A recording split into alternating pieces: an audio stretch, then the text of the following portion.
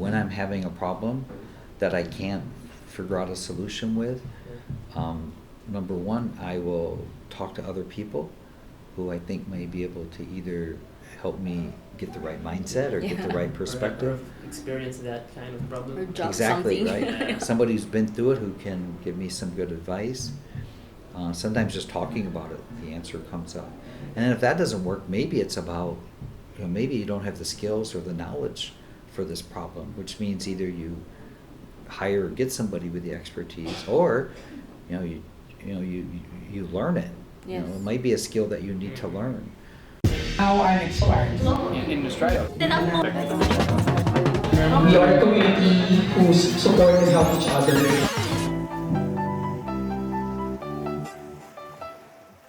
Hey, I'm Martin. This is Entrepreneur Beach Club Philippines, a community of entrepreneurs, business owners, startups, aspiring entrepreneurs, freelancers, and digital nomads, where we help connect, inspire, influence, guide, collaborate, motivate, learn, and at the same time, have fun with fellow like-minded people and build meaningful relationships. Welcome to our show. If you're new to this channel, consider subscribing for more videos like this. We want to thank our venue sponsor, the company IT Park Branch, for supporting us. Company Cebu is a co-working space that provides private offices, executive offices, dedicated desks, meeting rooms, and an event space. Check out their co-working space and more updates in their social media pages. In this episode, we're going to talk about the advantages of having an e-learning and online courses for entrepreneurs. Together with our guest, Kevin Jennings, founder and managing director of Flat World Guide LLC, and also a digital nomad. Enjoy the show.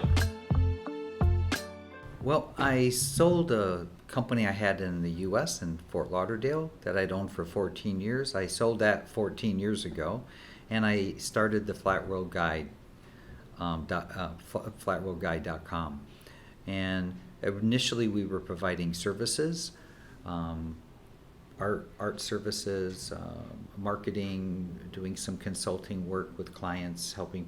We even got involved the last few years into providing accounting services. But my passion's always been helping people and training people and educating. And at one point we started, we tried to do a platform for e-learning. For ESL learning, for learning English as a second language. And I really enjoyed that, but we weren't able to scale that up in a way that I wanted, that fit the digital nomad lifestyle that I wanted. Yeah. And so I, now we've taken that to a point where we're creating online courses, because that's more of a scalable solution than trying to provide one-on-one ESL training. And that's what we do now. That's our 80-90% of our business is now creating courses and doing some live workshops. Wow, that's amazing. Right. So I have a question. Like, how did this business change your life? I've heard you've been living in Asia for quite some time now. What is it like to live a digital nomad life with this business? Well, the big advantage of the digital nomad life, right, is your location independence. So you have the freedom, the choice to do the business how you want. It doesn't mean you have to be living in hotel rooms all the time. Yeah. Beaches are nice, but that can get kind of old. Yeah. But the big advantage is you can leave when you want. You can travel if you want, and you don't have as much responsibility and stress of owning a brick and mortar company can have, worrying about all the issues with overhead and also just the headaches of trying to maintain a space, and then you've got to have staff to manage that and take care of the customers coming in. So having the business somewhat virtual really has a lot of freeing effects. And one of those advantages is you can travel or do work wherever you want, and also easier to do it when you want to. Easier to have a business where you're working when you want to be working. Yeah, there's no schedule or 9 to 5. Yeah, you make your own schedule. Yeah. Well, but you have to think that out ahead of time and design the business based on that, because some people do create online businesses or remote businesses where they got certain hours they have to be available for certain things. Yeah.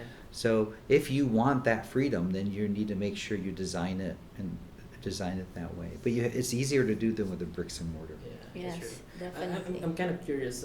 Where did this all idea came from?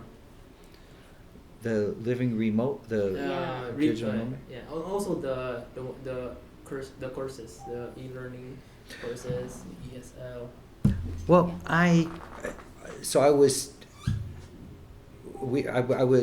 I had a website. It was onlineenglishteacher.com or something like that. I don't even remember the exact domain now. That's okay. And we tried out this platform, and I really enjoyed it. But the students who really, really loved it were the people that we started teaching business subjects to. Okay.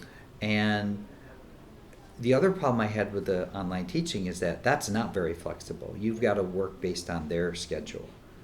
So that's not a good one for digital Yeah. nomads. It's possible, but Yeah. it's a more difficult one. Yeah. And you can't, to scale, it's very difficult. Yeah. That's a whole nother topic. So then the whole MOOC thing, mass online open courses, started opening up. And I started seeing, wow, the technology today of how to introduce a subject and interact with a student is quite powerful. And I took some of these courses and I was very impressed with the learning experience. In some cases, it's better than going to a classroom in some ways. Yeah. And I thought, why can't I do something like this in the way that I'm helping some of my English learners who work in corporate environments and are trying to learn business skills to be better in their corporate jobs. So that's where it started, and it just kind of grew.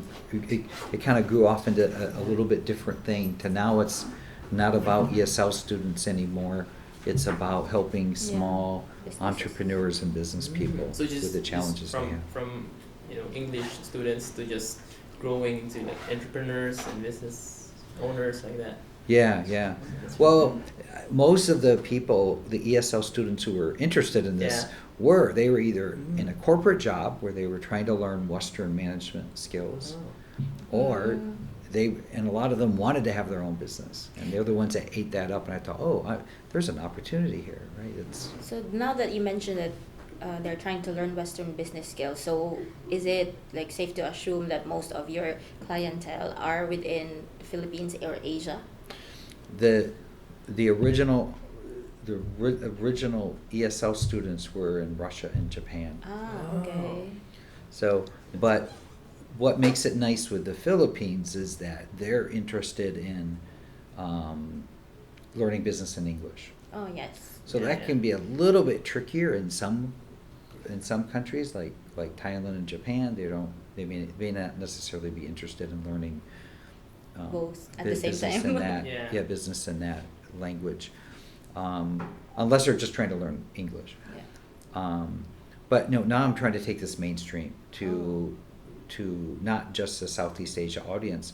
So the one thing people sometimes forget about with an online business is that you can market to any place in the world. Yes. That's true. That's I mean, I know it's obvious, but I think we often forget that Yeah. because we're so used to whatever we're used to.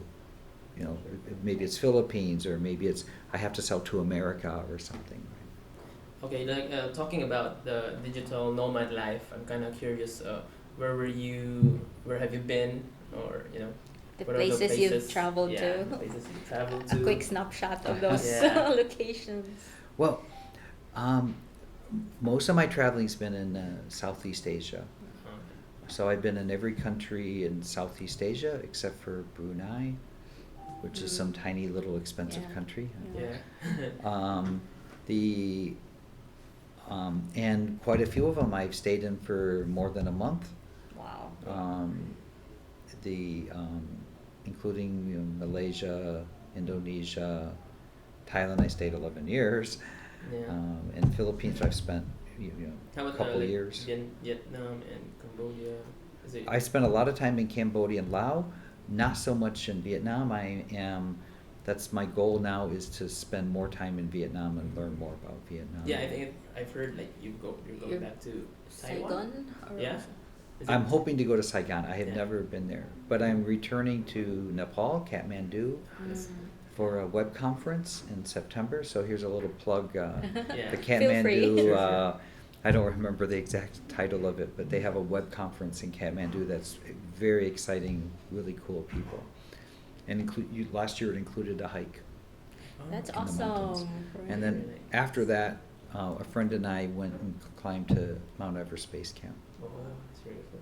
So, where did you get the inspiration of being like a digital nomad life? Like, why not pursue the traditional be in an office? Like, why divert from that path? Yeah.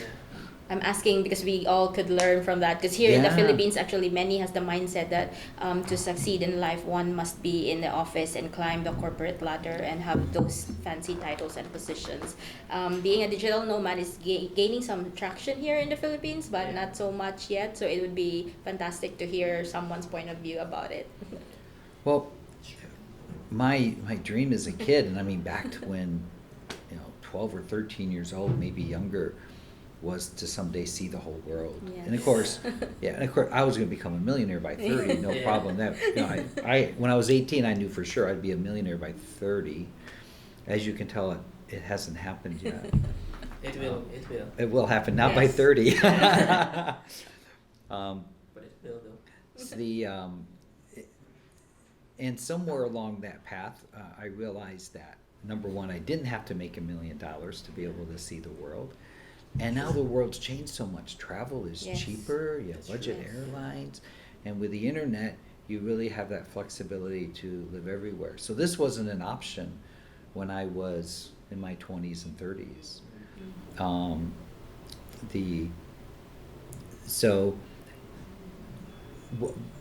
What led to this change in my thinking was that all of a sudden I saw this opportunity where I could do both. Yes. I didn't have to be tied to my business like I had been for so long. Maybe it was a little easier for me because I'd always owned my own companies or been self-employed Yeah. rather than stuck in the corporate environment.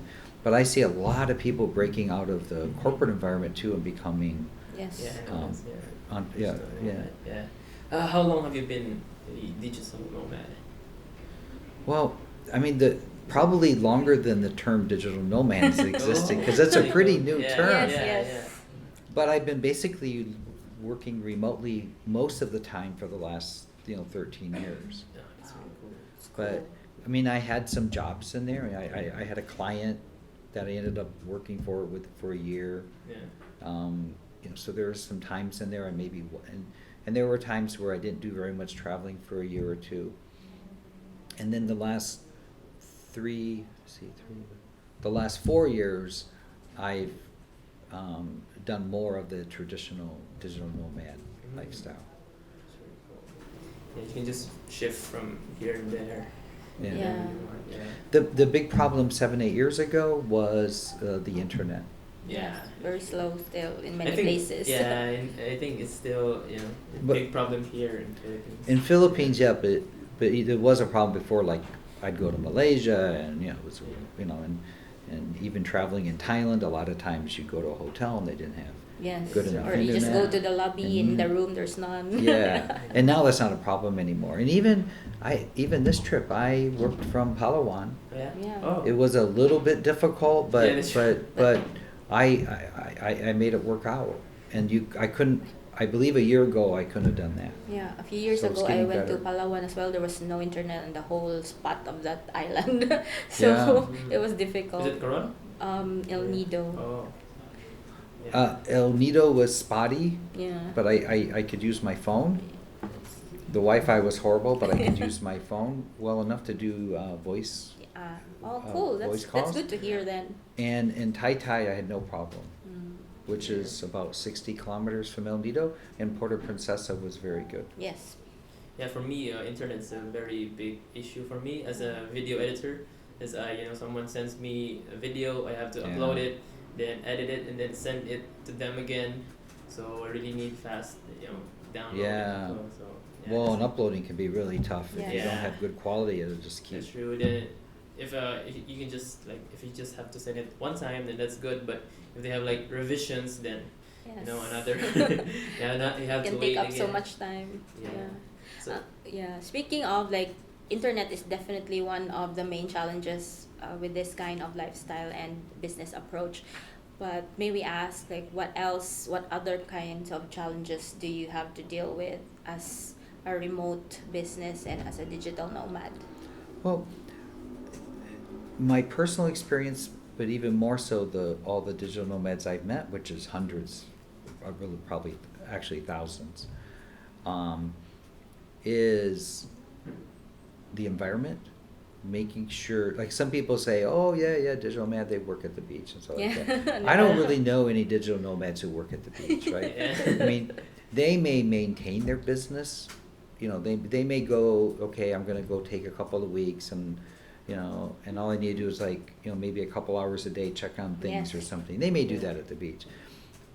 But the ones who make good money, the ones who are successful, they may spend 3-6 months in a co-working space, 8 hours a day, building something and getting it really successful, and then venturing out again and bouncing traveling. around from place to place Yeah. for a few months. So, but and they're the ones who are successful. The ones who don't do that really seem to struggle. Yeah. And one of the biggest problems is people working in their hotel room, in their bedroom, Yeah. which I do. And the ones who are successful usually get themselves out, and try to get a routine. It's Yeah. hard to have a routine that's success driven, Yeah. unless you're just trying to get by, like backpacking with a computer. But if you're trying to have a successful business, trying to create a routine that allows you to be successful is, I think, the biggest challenge to overcome. So basically, have some time for work, not just play all the time. Yeah. Yeah, Basically. won't get started because there's so Yeah. many distractions, Yes. and and True. you can always be, and it sounds like fun to be traveling, but it takes time to plan and Yeah. find a hotel and airplanes, and so you got to make sure you find Space. some quality time to work. And Yeah. when you're in a corporate environment, You have this, like, you clock in at 8, you get out yeah, at... you got yeah. the structure to keep you out of trouble. Sure, it's the system. Yeah. So a lot of people don't do without structure. Most Yeah. people don't do without structure. So you've got to create your own structure to be Yes. successful. I think that's the big Also, challenge. other people, like, I've met who tried the digital nomad route said they didn't like it that much because they weren't able to socialize. Was this a problem for you too, or not so much? Well, it can. I mean, that can be a problem, but that's why people tend to go to places where there's digital nomads. Yeah, So like if you, co-working spaces. yeah, you gotta. If you're gonna sit in your hotel room or you're gonna sit at the beach alone, then you're not gonna meet anybody. Yes. Yeah. But Cebu doesn't have that big of a nomad community Yes. yet, but it's Yeah. coming It's up, getting, right? yes, It's getting yes, coming yes. up. I'm happy about that. Yeah, but you do have a good entrepreneurial community developing too. Yeah. So a lot of times Yeah. nomads mix well with that Yeah. also. And then you can go to places like Chiang Mai, Thailand, and Bali, and a little bit with Malaysia. Saigon, yeah. And it isn't that difficult to find the community. Yes. Some people just go to a co-working space. Some people will stay at hostels, which kind of force them to meet other people, Yes. especially younger Yeah. people. And then digital nomads tend to promote what they're doing, so there's Yeah. usually meetups and Yes. other kinds of Fun events on things. Facebook or Yeah, exactly. meetup.com. So I think you can find a community of people to meet with. I say a beginning digital nomad, go someplace where there's digital nomads Yeah. and get used to it, learn how to do it. Yeah. So, like, what are the top things of having or enrolling into e-learning and online courses for entrepreneurs? Like, what would be some good ones? Yeah. Well, and I think there's some good books too. So Yeah. what I recommend to any of the people that I coach if they're trying to create a business system, I recommend they read the E-Myth, or I think the new one is E-Myth Revisited. E-Myth Revisited. Yeah, Alright. by Michael Gerber, Michael Gerber. Yes. And he talks about, at a very basic level, how to create a system. You know, it's not a textbook, it's easy to read, short book. For marketing, Yeah. my favorite book that gives the basics of marketing, and it's another short book, is called Positioning. It's an old book, but it's traditional, but it's still very viable today. I think they have a new version of it. It's by Jack Trout and Alec Rice. And if you want to create a new company, Yeah. the best online course that I've come across is how to build. There's two of them. One would be How to Build a Startup Yeah. by Steve Blank. Steve Blank. Yeah. It's a free course on Udacity, and it's excellent, and it's actually quite entertaining. He's very well done. And then Y Combinator, that's a letter Y with Combinator. They have a course through Stanford University that they do free every year, and their materials are available, and they go very in depth. That's more like a Silicon Valley approach, so you might want to like pick what parts of it are valuable to you. In Philippines, some of it may not be as Yeah. valuable. And there's another, I may sound crazy, but I think the most important thing for people today is to keep learning, never stop learning. Yes. That's true. That's true. Even if you're out of university, you guys like still read, not just watch. Yeah. You know. And I came across this great course that I took twice, Oh, and Learning How to Learn learning how to learn. by Yeah. Barbara Oakley. Oh, It's on that's right. Coursera. It's also free, or you have to pay. It was free. Okay. I heard that they started charging some Oh. small amount, but it's not very much, I think. And also, usually you can apply for financial aid. Like, if you Oh. click the right button, you can usually fill out like a 15 minute little thing, and you have a good chance of getting it for free, I think. Okay. But I'm not sure of the present policy. You know, you said like you have to always learn, right? So how can these courses, for those who are not yet familiar with these kinds of stuff, how can it help entrepreneurs or startup businesses? Yeah. Like, why do we need courses basically, Yeah. even if we've graduated and stuff like that? Well, because the formal education you've received is giving you the foundation. Yeah. It isn't actually showing you how to run a company. Yeah. So no matter where you go to school, once you get out there and start trying to run a company, you realize there's so much more to know. I mean, Yes. that's just the beginning. I've been learning. I'm still learning every day, and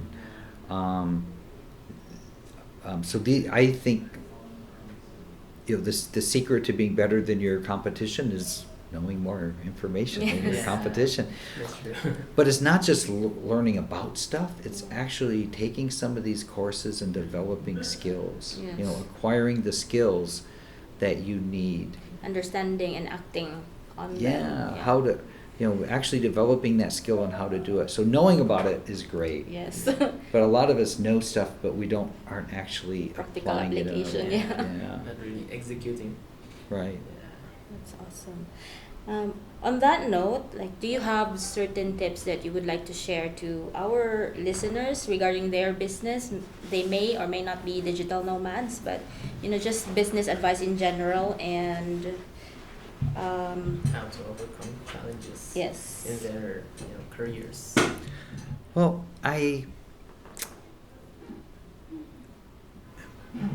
one of the things that when people come to me for advice, one of the first things I try to look at is what they're doing actually being effective. Mm-hmm. Yeah. A lot of people are working really, really, really hard Yeah. and getting nowhere, right? They're just, and they're exhausted and they're tired, get demoralized. Yeah, then it becomes a self-fulfilling thing, which is very negative. So you need to take a look and say, is this actually working, and are the actions you're taking effective? We all come from, even myself, who've always worked for myself. I still grew up with this, the corporate mentality that you talk about, right? So it's like, oh, well, I need to put my 40 hours in, and okay, I got to work, and okay, I opened my email. Well, we don't get paid for, when you own your own business or you're a digital nomad, you don't get paid for working. You get paid for results. Getting results, for making money. So it isn't about how many hours you work, it's about how much results you get. And so focus on, what is it you really need to do to make the money or to get the result that you're trying to get. I think that's the number one thing. And you asked about challenges.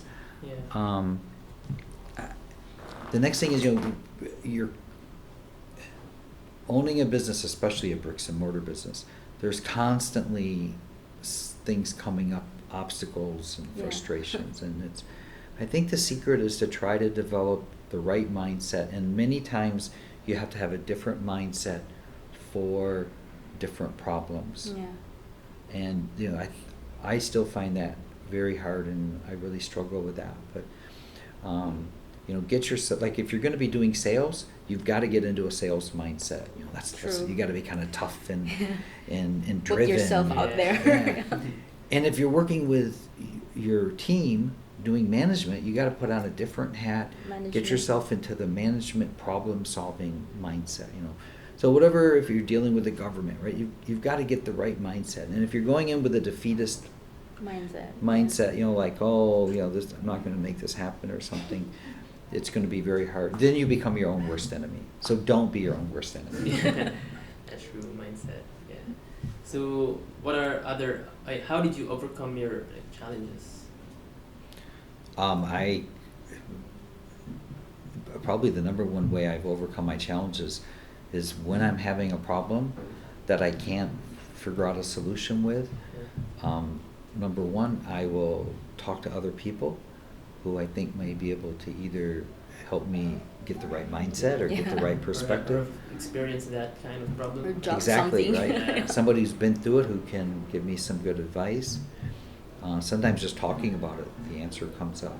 And then if that doesn't work, maybe it's about, maybe you don't have the skills or the knowledge for this problem, which means either you hire or get somebody with the expertise, or you learn it.